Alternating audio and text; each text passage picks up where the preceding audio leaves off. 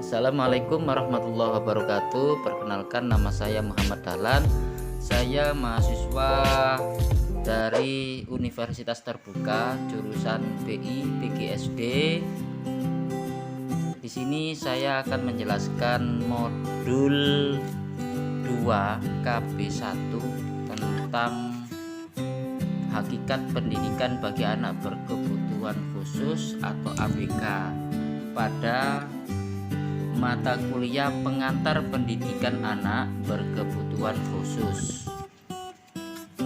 Kegiatan belajar 1. Pengertian layanan pendidikan dan sejarah perkembangan pendidikan di Indonesia. Tapi sebelum itu saya akan menjelaskan tujuan daripada KB1. Yang pertama adalah menjelaskan pengertian pelayanan pendidikan bagi ABK. Yang kedua adalah menjelaskan makna dan jenis pelayanan pendidikan bagi ABK. Yang ketiga, menjelaskan sejarah perkembangan layanan pendidikan khusus di Indonesia. Makna dan jenis pelayanan pendidikan bagi ABK, anak berkebutuhan khusus. Yang pertama adalah makna pelayanan pendidikan. Jadi, makna dari pelayanan yaitu pelayanan merupakan suatu jasa yang diberikan oleh seseorang atau satu lembaga untuk memenuhi kebutuhan orang lain. Pelayanan bagi ABK dalam pendidikan adalah jasa yang diberikan yang berkaitan dengan pemenuhan kebutuhan ABK sehingga ABK tersebut dapat mengembangkan potensinya. Kebutuhan tersebut terdiri dari kebutuhan kesehatan dan fisik yang meliputi atau berkaitan dengan koordinasi gerakan anggota tubuh dan berbagai jenis gangguan kesehatan. Yang kedua adalah layanan pendidikan yang berkaitan dengan kebutuhan emosional sosial, seperti kebutuhan yang berkaitan dengan konsep diri, penyesuaian diri dengan lingkungan atau masyarakat sekitar. Yang ketiga adalah layanan pendidikan yang memang berkaitan langsung dengan kebutuhan pendidikan, yang merupakan kebutuhan terbesar para penyandang kelainan, yang melibatkan ahli pendidikan dari berbagai bidang dan psikolog. Sejarah perkembangan layanan pendidikan khusus. Keberadaan para penyandang kelainan dapat ditandai sejak zaman purba yang masih primitif sampai zaman yang paling mutakhir yang ditandai dengan kecanggihan teknologi. Pada awalnya, perlakuan terhadap para penyandang kelainan sangat menyedihkan oleh karena pengaruh mistik dan berbagai kepercayaan. Para penyandang kelainan dikucilkan, bahkan ada yang dimusnahkan ketika masih bayi. Layanan pendidikan terhadap penyandang kelainan dapat ditelusuri mulai tahun 1901. Kota Bandung merupakan kota pertama yang menyediakan layanan pendidikan bagi ABK. Perintisan ini memberikan dampak positif bagi layanan pendidikan ABK karena sejak itu perhatian kepada ABK mulai meningkat. Kemudian pada Proklamasi Kemerdekaan Indonesia pada 17 Agustus 1945, pelayanan pendidikan terhadap ABK ini semakin meningkat.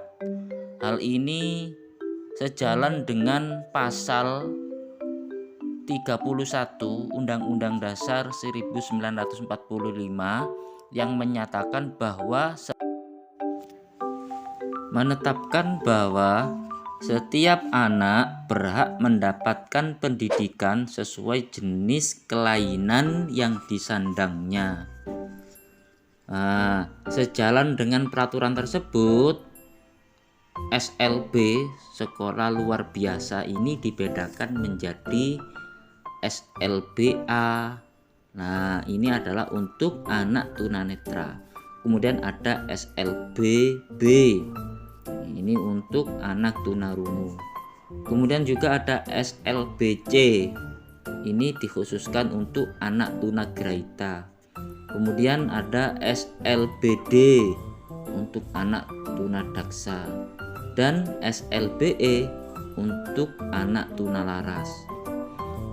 Selain itu juga untuk anak yang berbakat ini juga dibuka namanya SLBF.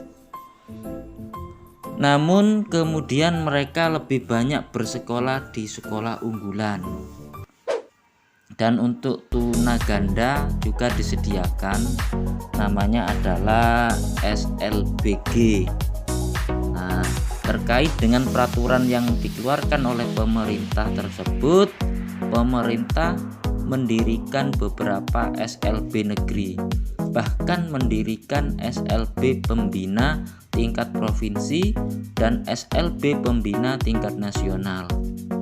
Di antara SLB tingkat nasional tersebut ada SLBB yang sudah didirikan di Denpasar, kemudian juga ada di perbatasan Pasuruan Malang ya, itu di tepatnya ada di Lawang, itu didirikan SLBC, serta SLBA di Jakarta. Pemerintah selain itu juga mendirikan sekolah terpadu. Apa itu?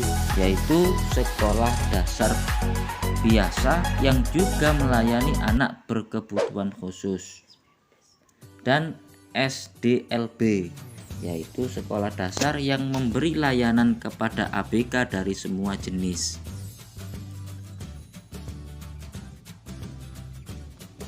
Meskipun peran swasta sangat besar dalam penyediaan layanan pendidikan bagi ABK, namun perhatian pemerintah juga terus meningkat. Menjelang tahun 90-an, perhatian juga ditujukan untuk membantu ABK yang ada di sekolah biasa.